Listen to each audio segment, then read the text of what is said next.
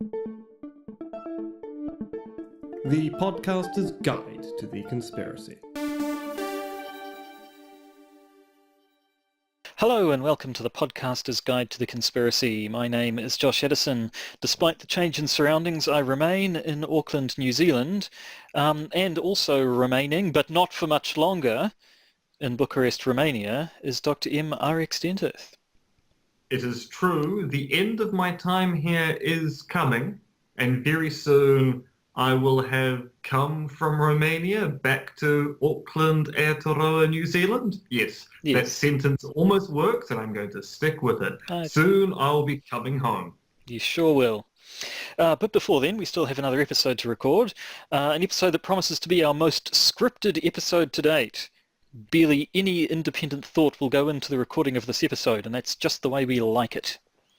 It's true. This is the time of year where thinking is not exactly necessary. It's surplus to requirement was actually the term I was trying to think of there. But yes, we're going to have a bit of surplus thinking going. No, that doesn't work at all. No. This is one of these things where I'm just not in the mood for thinking. So let's hit the script. I think so. And eventually we will have to go off script and go off piste, well, as one is wont to do. Yes. It's normally pronounced piste unless you were talking about something else. I was talking about something else, but let's never bring that up ever again. Righto. To the news! To the news. Breaking conspiracy theories in the news. We begin this week's news section with an update. The world has not ended. We repeat, the apocalypse has failed to transpire, and existence continues pretty much as it always has, which is dreadfully. We feel the need to issue this update since there seemed to be some consternation around the opening of that spooky granite sarcophagus uncovered in Alexandria. Turns out it didn't contain all of the evils in creation awaiting their release to usher in Armageddon. It was just a few mummies in some red liquid. Ah, but what red liquid?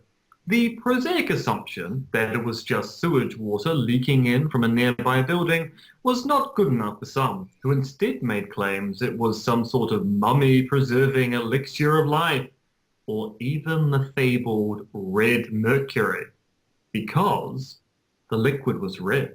There's no real point to this update. I just wanted to call back to the episode we did on red mercury last year. Good times.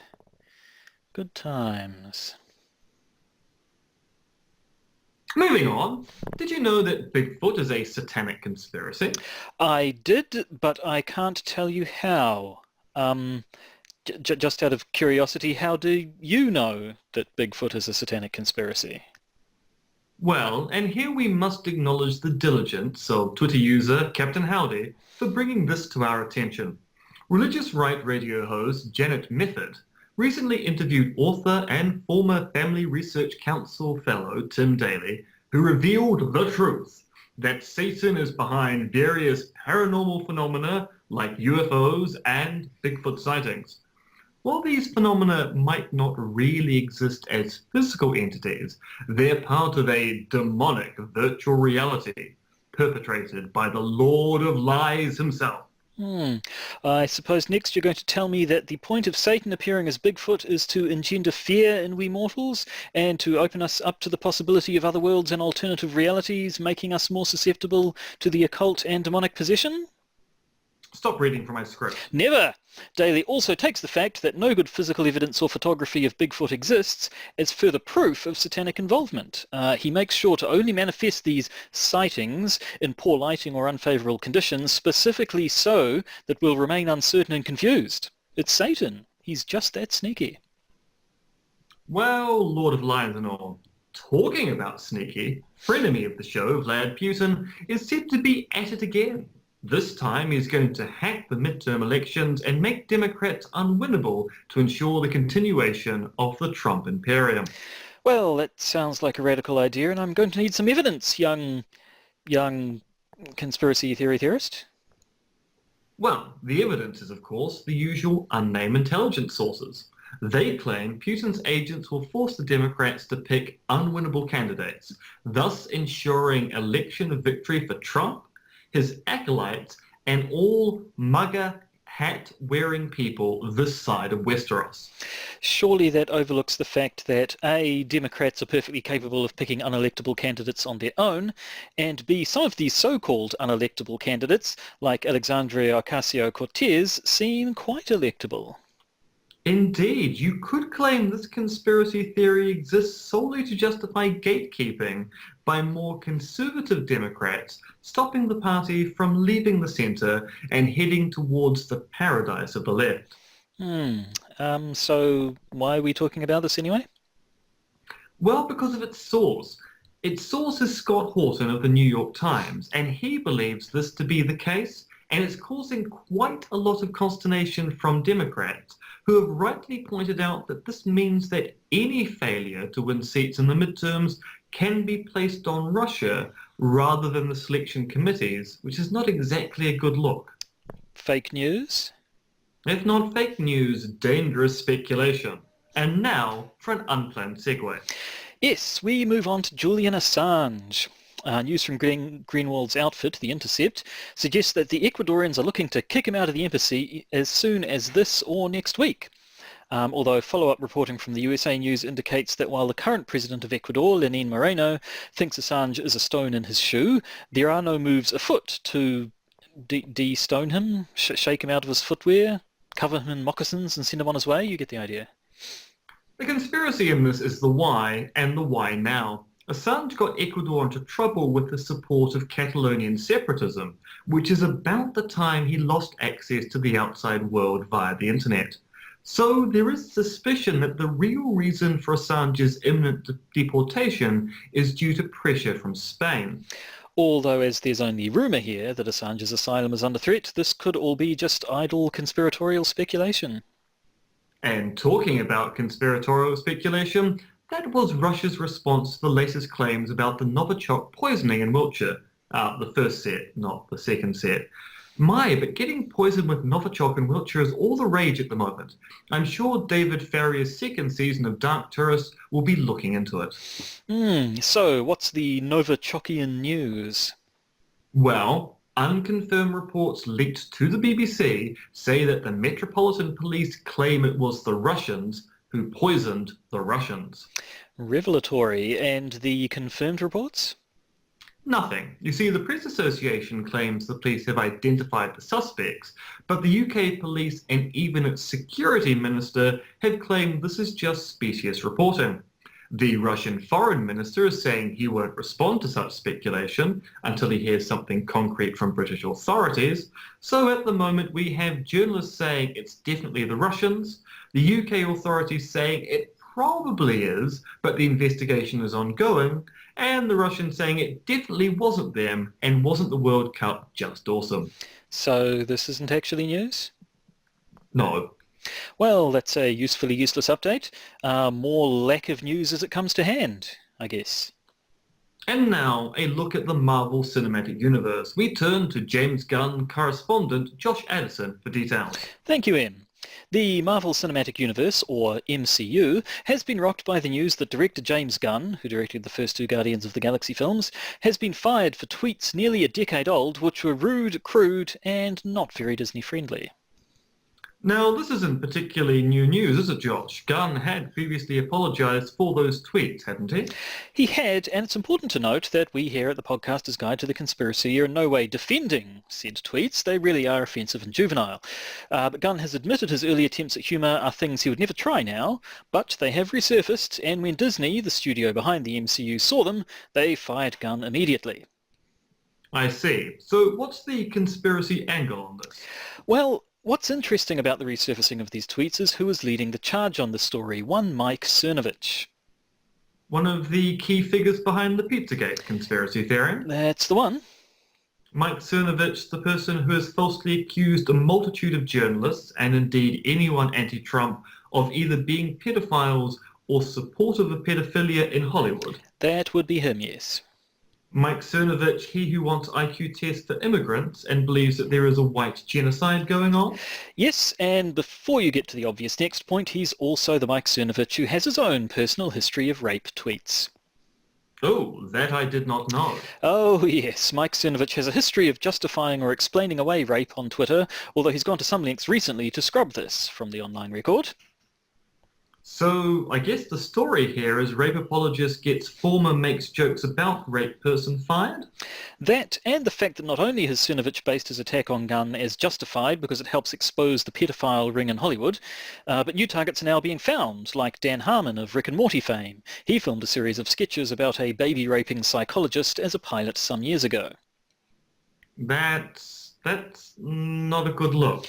Yeah, well, it was meant to be a parody of the show Dexter and the trope of horrible person with a heart of gold, but no, it's not a good look. So in short, the internet never forgets, and sometimes people who do bad things can weaponize the bad things you've done against you. Yes, all your faves are problematic, as the kids say. And that was our MCU update. Finally, an update on the Stefan Molyneux and Lauren Southern issue from a few episodes ago. The Free Speech Coalition has withdrawn its legal action, having declared victory. Yes, it seems the legal action was less about free speech and more about attacking Auckland Mayor Phil Goff. As soon as the Auckland Council said Goff misspoke when he said he had barred Southern and Molyneux from using a council venue for their talk, and that the real decision was made on safety and health grounds by one of the council's arms, the Free Speech Coalition declared victory and moved on. However, Goff has also declared victory, saying that the Free Speech Coalition backing off in this case shows that the council's stand against hate speech in council-owned venues was principled and justified. Basically, everyone thinks they won this.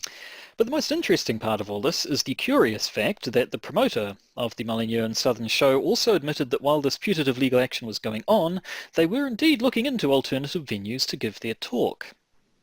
Which kind of sounds like they weren't banned at all, just barred from using a particular venue. Which we said a few weeks ago. Even more interestingly, they now claim to have a venue, but they aren't going to tell anyone about it. So take that, Auckland Council, and potential audience members. What will the Auckland Council do next? Well, let's travel back in time to 1873 and find out. Finally, let's get timey-wimey. This week, we are travelling back in time to Victorian-era Auckland, and a news story which, frankly, might surprise you. You know what that means. Oldey-timey voices! Indeed. The amateur players of the podcast's Guide to the Conspiracy present War with Russia, or A Calamity for Auckland. We start our story on the morning of the 17th of February 1873. Readers of the Daily Southern Cross, a major newspaper in Auckland at the time, saw the following story featured on page 3.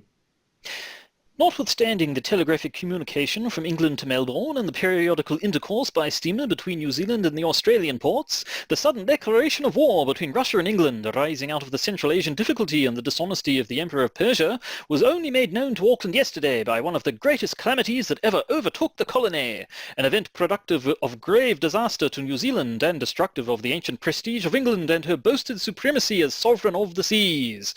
That event was the sudden appearance of the hostile ironclad man-of-war, the Kaskoiski, which took possession of the British warship lying in the waters of the Waitemata, seized our principal citizens as hostages, demanded a heavy ransom for the city, and emptied the coffers of the banks of all the gold and specie they contained. Ladies and gentlemen, Oscar Wilde. The consternation which for a time overwhelmed the people of the province, who were made aware of this nefarious and audacious transaction, which is utterly at variance with the laws and practices of modern warfare, may be understood by the reader, but cannot be described here. At this moment we are under the complete domination of Russia, our own guns of our own man-of-war being pointed against the city, ready to be opened on us at any moment that the barbarous caprice of her captors may select. A domiciliary visitation to the offices of this paper for daring to publish this narrative that will probably have taken place ere these lines meet the eyes of our more distant readers. Duty of the public, however, demands that we set down the particulars of this terrible visitation, regardless of any consequences or temporary loss or inconvenience to ourselves. Before describing the circumstances of this untoward event, we must compare the actions of the British cruisers during the Crimean War with this piratical proceeding which our northern enemy has adopted, and which has degraded the chivalry of modern war to the level of mercenary robbery. In the Baltic and in the Black Sea, in 1834-5, no cannon of ours desolated unfortified towns, no predatory visits were made by our warships, no blackmail was levied, our very provisions were liberally paid for when we landed at any part of the coast of Russia which was without fortification. It is true we captured Bomasund, seized the Åland Islands, bombarded Sveaborg and many other places, and sent a hostile expedition to the Sherenasius. These were fortified cities and stations held for strategic purposes, and were fair marks for the guns of an enemy. But on no occasion was an armed town assailed. Even when bent on destruction, our guns were carefully directed against fortifications and arsenals only. The civil quarters of a city were religiously spared. We never asked for ransom. We treated the people of the country with more kindness and consideration than they met at the hands of their own troops. The Russian repays this forbearance by taking advantage of a few days of prior intelligence under her superior force suddenly displayed, committing robbery which civilized nations will denounce as soon as it is known. Bitterly do we now regret the absence of that telegraphic cable which should shortly directly connect New Zealand with Europe. These considerations have, for a moment, delayed the narrative of events which we now proceed to detail. The steamer Wonga Wonga left on Saturday afternoon with a large number of passengers to Australia. On Saturday night, a little after midnight, 3 rockets were sent up from the vicinity of the North Head, their sticks in a still fiery condition, falling in the neighbourhood of Devonport Hall. It is supposed that there was treachery on the North Shore, and that some spies had arranged this as a signal to teach the Kaskawhisky the proper time to enter the harbour. Of this there is no certainty, and the strict surveillance kept on the harbour prevents the possibility of inquiry. It should be mentioned here that this vessel, as we learn from the statement of one of the crew, a native of the United States, who was found by our shipping reporter on the Bastion Rock, which it appears was first taken for a fort and which was reconnoitred by a boat's crew who left the American behind by mistake, was built on the Alaska Peninsula.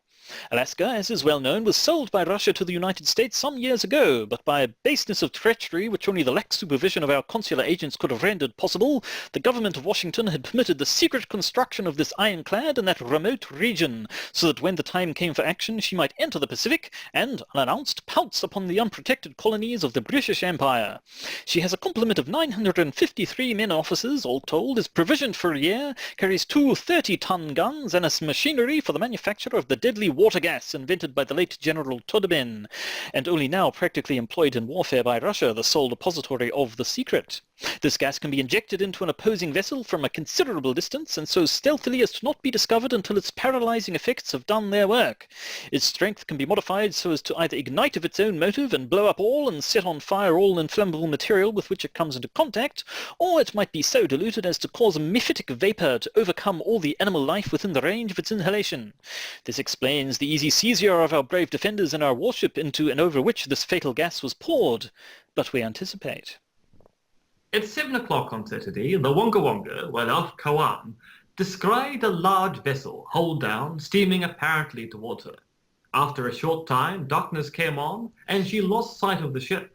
At 8:10 p.m., a shot was fired across her bows. She slowed her engines, and a boat came alongside.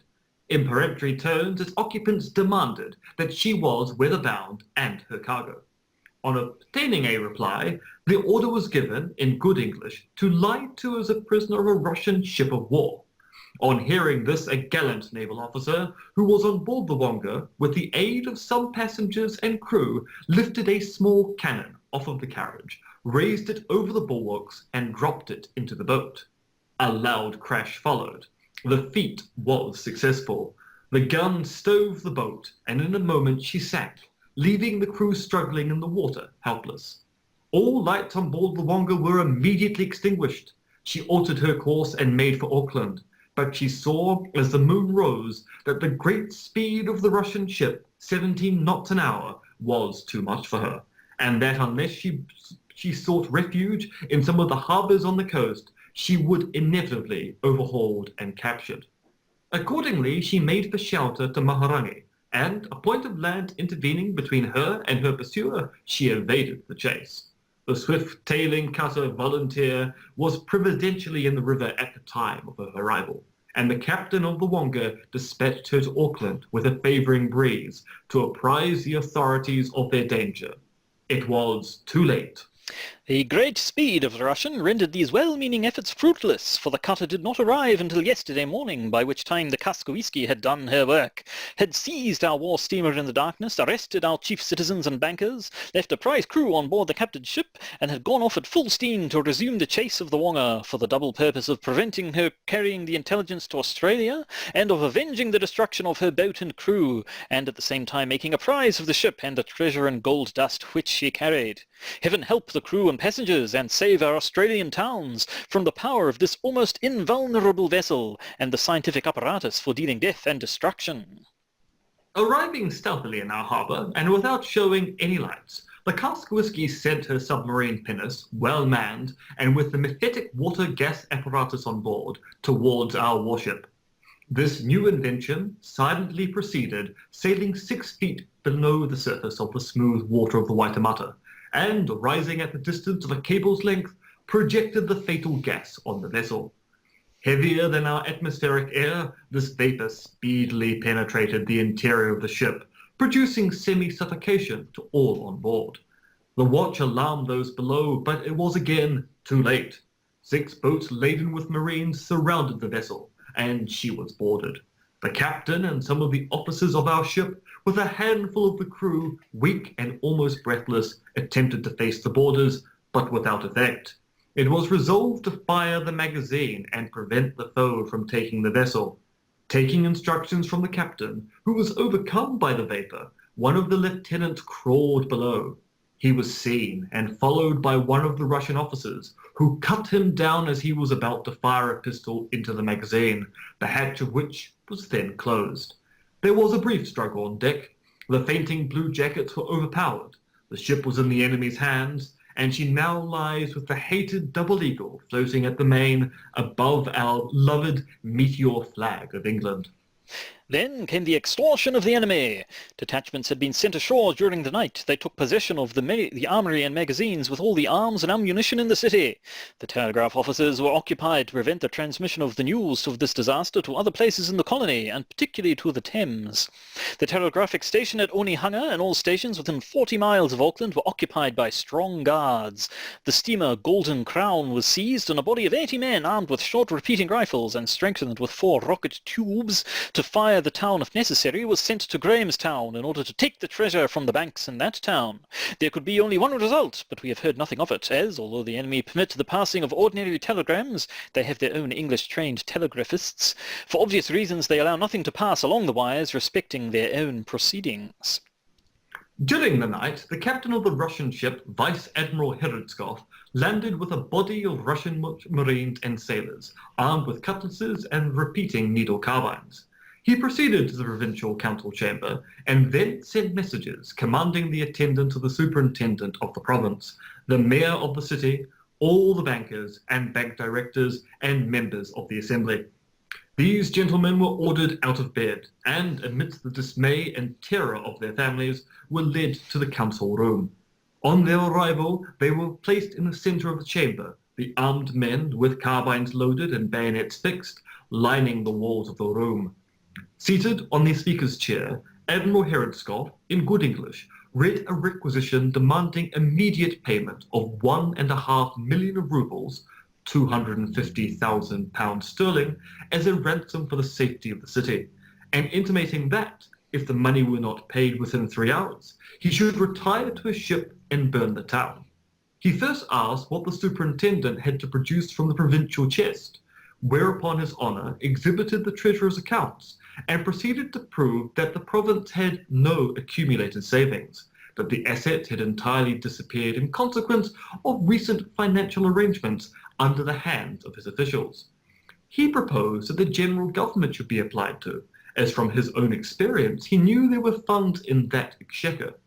He was proceeding to show the means by which the money might be forthcoming from Wellington when he was interrupted by the Admiral, who said he should see to that port himself, with which the superintendent had nothing to do, and he should take care he should never should, and he discourteously added that in Russia His Honour would have been melted and sent to Siberia for daring to construct such a balance sheet as he had produced. Mr. Sheehan, MHR, and Mr. Lusk, Provincial Secretary, both lawyers, humbly suggested that the action of the Russian admiral was in contravention of the laws of war.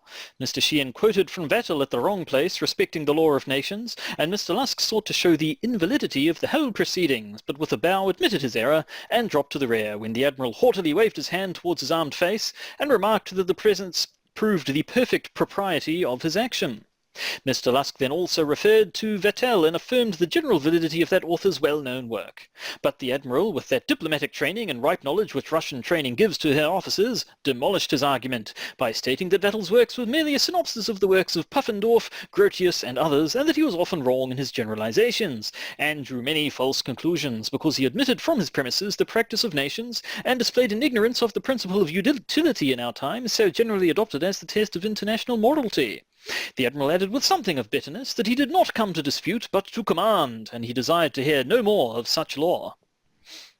Mr. Creighton, MRH, proffered as his contribution to the ransom the secret for smelting our iron sand in one process, which he said would be a great boon to Russia, at the same time suggesting to the superintendent that a poll tax should be levied on the people of the province to recoup himself and his partners for the sacrifice.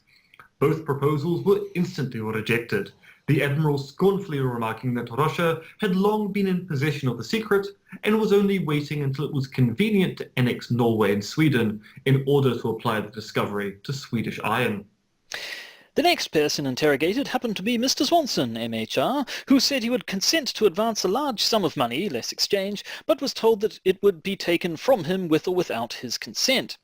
On behalf of the new National Bank, Mr. W.H. Graham and Mr. Heen, the manager, said they were anxious to save the city from ruin and offered to provide £50,000, or one-fifth of the sum demanded, on the security of the English shareholders, but were sternly informed that with such security to back them, they ought to provide double the sum.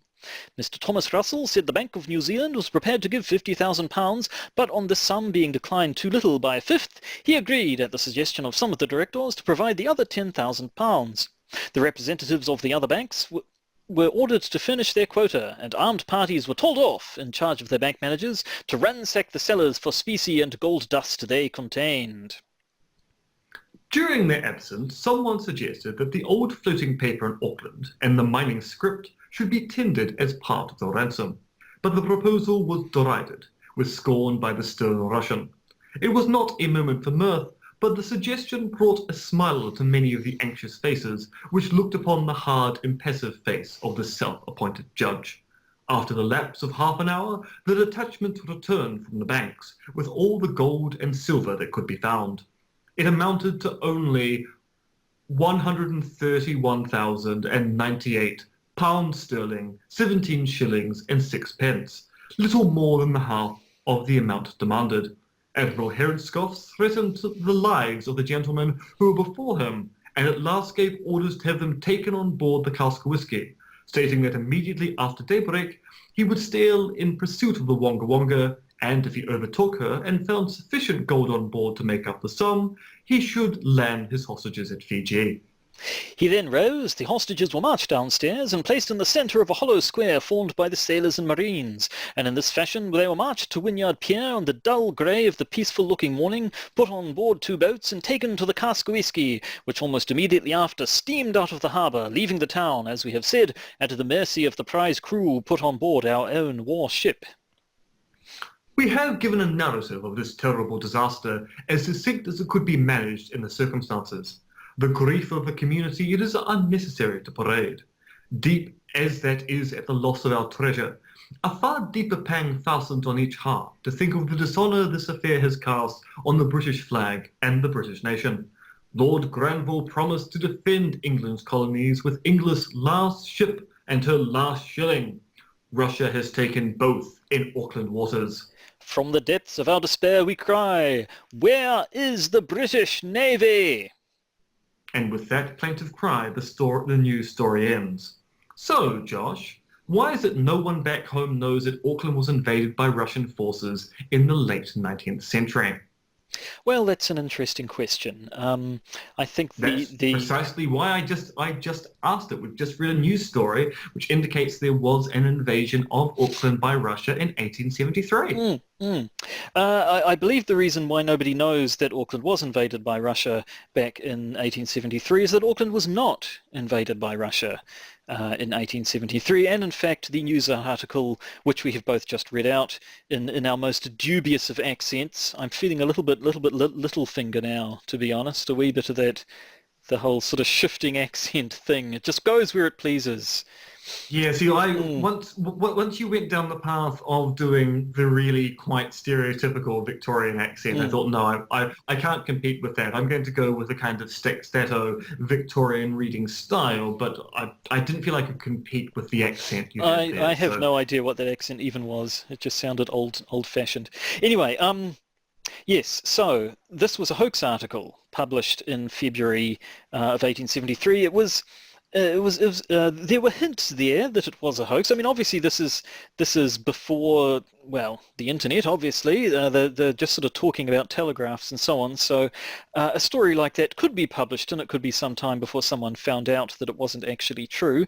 And yet it was notably dated the 18th of May, despite being published in February, which was one clue that it wasn't above board. And of course the name of this supposed Russian warship is the Cask o' Whiskey, which I assume is a vaguely culturally stereotyping joke. But well, it's because the editor of the Daily Southern Cross at that particular point in time was a Scottish person by the name of David Lucky, so he had quite deliberately put that in as a clue. Yes. So yes, you have the fact that the story is dated 2 months into the future. The Russian warship is literally named Cask of Whiskey. It also only appears on page 3. You would think if there was an invasion of the capital, well, not the capital had been moved to Wellington by that point. You'd think if there was an invasion of the largest city in Auckland, that would be front page news. And strangely enough, it's on page 3. And I noticed it wasn't just a sort of War of the Worlds wacky little hoax, let's have a laugh by making people think something has happened. There seemed to be a bit of a political, satirical bent to it when he was going on about how hopeless the councillors appeared to be, and making pointed comments about the insufficient funds in the council's coffers and so on. So I assume he was making a bit of a point there? Yes, so basically there are 2 points being made by Lucky with this basically fictional bit of editorializing. One of which is, yes, the Auckland Council at that time was thought to be very badly mismanaged, and that funds were basically being squirreled away by members of the council for their own particular interest and not being spent on the province. It's also quite interesting that he characterizes the senior members of the council as being willing to sell out to the Russians almost immediately. So there's no honor there. These people are trying to feather their own nests, and if a new master comes along, they're willing to give over to that master. So there's quite a lot of heated criticism of the way the Auckland Council works. There's also the fact that he's pointing out it would be quite trivial for a foreign power to come and invade Auckland.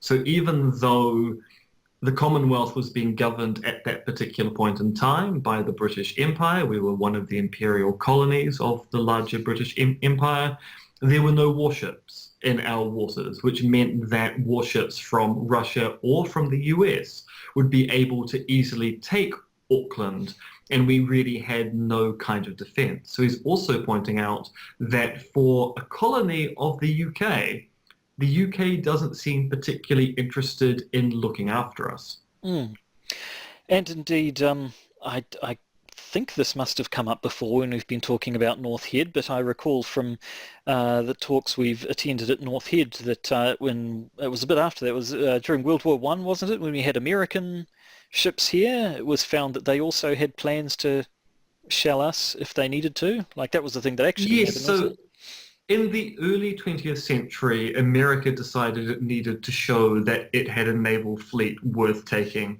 notice of.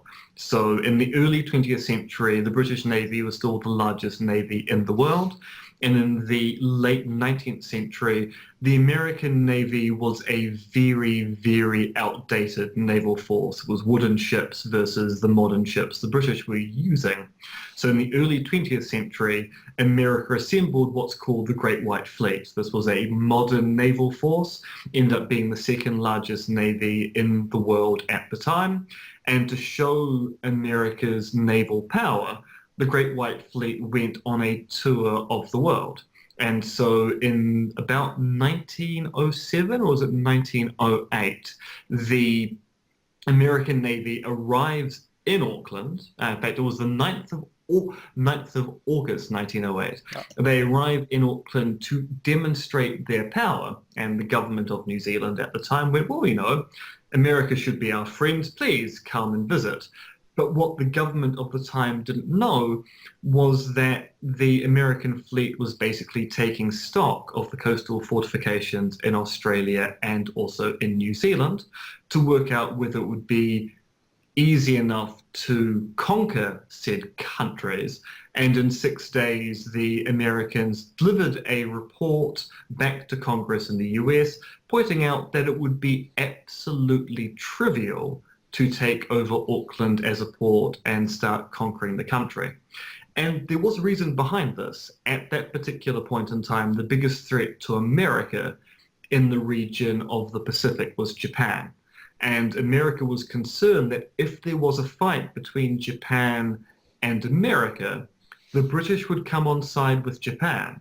And because the British had the largest navy at the time, that was a serious consideration. America would have needed naval bases in the region to be able to mount proper counterattacks against any British influx of ships and troops. Well, there you have it. Yes, so he had a point, I guess. But so far we've basically seen an amusing, by 1873 standards, hoax, what you could quite literally call fake news, I suppose, these days. In terms of this being the podcaster's guide to the conspiracy, though, I suppose if you look behind it at the sorts of things it's implying there are there's conspiracies there, aren't there? The councillors who have supposedly been conspiring behind the backs of the honest tax-paying Auckland citizen to feather their own nests, and possibly, is conspiracy the right word for the British angle? Certainly the fact that it was thought that the British were neglecting their duties towards us and placing their priorities elsewhere, I suppose. Yes, I suppose it's not necessarily a conspiracy that the British weren't actually that perturbed by the protection of their colonies in the southern seas. Although, of course, Westminster went on and on about how important said colonies were. So at least the official line was New Zealand and Australia are important parts of the empire and we will protect them to our dying breath. But of course, the actions they actually were committed to didn't indicate that at all. So there could be a kind of story there about an official cover-up to excuse the fact that actually the British Navy wasn't in our waters at a time that people in New Zealand actually wanted them to be. Well, there you have it. Obviously, yes, it was a hoax. The nation was not thrown into disarray by it. The next day, the Daily Southern Cross followed up with another story, sort of making fun of the first story and also of the fact that some of its readers were incredulous enough to have believed it. The Colonist, newspaper based in Nelson, ran a story about the effects of the hoax, basically just taking the piss. We have the text of the article here, but I think after that last little bit of dramatic recreation, I don't know if both my vocal cords and our listeners' patience would put up with reading the whole thing out. But basically, it's just a whole bunch of people believed this hoax. Weren't they silly? Ha ha ha. Although it does contain one excellent line, which is an old naval man pulled on his uniform whilst his wife was reading the account. But before he sallied forth to the barracks, she discovered the footnote said, "Oh, Earbart, it's only a hoax." "Hoax be adjectived," was his reply, as he proceeded to take off his war paint. Hoax be adjectived. What a wonderful phrase that is. It's a nice bit of oldie-timey language in there as well. There are a few lovely, more archaic turns of phrase. But I think there you go, really. An interesting little piece of history there, showing that the phenomena of fake news is certainly not restricted in any way to this present moment in time. Although, once again, this is a hoax article. It wasn't necessarily designed to persuade anyone. In fact, the editor goes in to try and make it obvious you should not take this seriously. It's on page 3. The Russian warship is called Cask of Whiskey, and the events are meant to occur 2 months into the future, which is a little bit Prince of Darkness. Well, yes, I suppose these days the term fake news does refer to news which is fake but which is being presented as true, which doesn't really count for hoax. But anyway, you get the picture. So I think that brings us around about to the end of an episode. Now, as we've suggested multiple times already, there will not be an episode next week. The good Dr. Dentith will be back in New Zealand nursing a severe bout of jet lag, I assume. I assume I will be nursing a severe bout of jet lag and hopefully also a vegan pie. So we'll let you get your rest next week. And then the week after that, we'll be back to co-locating. You and I. We will, but co-locating in Milford, not Takapuna. Oh, good. Where's Milford? That's also just the shore, north isn't of it? Takapuna. Right, Yeah. yes. I know very little of the geography of about half my city. And an even smaller percentage of the geography of my own country, to be honest, really. That's what you get for living in Auckland, quite frankly. You though, are a citizen of the world. I assume you know everywhere and everything at all times. Yes, I know where all the gold is located in every part of the world. Excellent. And where all the species is located as well. What's species, by the way? Just give you a chance to... Basically it's another word for gold and silver. So there you go. We've learned something new as well. Just has disappeared from... It has disappeared from English. So for listeners, I had to transcribe an awful lot of that article from a scan of the article on Papers Past, which is part of the National Library of New Zealand, which contains old newspapers. There was an OCR'd version of the article, but the original scan was of such deplorable condition that I had to actually fix up an awful lot of it by hand. And there were a lot of words, and going, surely that's just an OCR issue. No, that's a real Victorian word which has left common usage completely. Well, there you go. So, I guess we should let you go and pack and get your papers in order and leave some sort of last-minute booby trap for those who come into your flat after you to conceal all your actions. Booby trap, but the lease on this apartment is ending when I go, and there'll be no other fellows ever staying here, so I can't leave coded messages to other fellows behind paintings and the like. It'll never ever amount to anything. Oh, that's a shame. Oh well, we look forward to having you back in the country. We being me, I guess, and I assume other people. Surely. I assume other people as well, otherwise it's going to be very sad. It will. So in that case, we will see you, the audience, next week, and I will see... No, not next week. I mean, next episode, next time, in 2 weeks' time, yes. At which time I will also see you, my co-host, with my own 2 eyes and not via the medium of Skype. And what fun we'll have. And thus we'll be able to get around the fact that Skype has become progressively worse. It really has, yes. Skype is a pain in the bum, and I'll be glad to be shot of it, quite frankly. Yes. Goodbye, Skype. Goodbye. And good riddance, Skype. Yes. Good riddance. And goodbye to the rest of you, but not good riddance. Just goodbye. Yeah. Goodbye. You've been listening to the podcaster's Guide to the Conspiracy. It is written, researched and performed by Josh Addison, aka Monkey Fluids, and MRX Dentith, aka Conspiracism on Twitter. This podcast is available where all good podcasts can be found, as well as iTunes, Podbean, and Stitcher. It can also be watched on YouTube. Just search for the Podcaster's Guide to the Conspiracy, or, if you happen to be technophobic, consult the auguries. You can support the Podcaster's Guide to the Conspiracy via our Patreon page, as listed in the podcast description, or just by searching for us on Patreon. You can also support us via the Podbean patronage system, if that is more your style. You do you. If you want to get in contact with us, why not email us at podcastconspiracy@gmail.com, or find us on Facebook. And remember, Soylent Green is Meeples. Before describing the oh gosh, I went Scottish for a second there. Before describing, no, I'm not. I can't. That'll do something horrible to my larynx.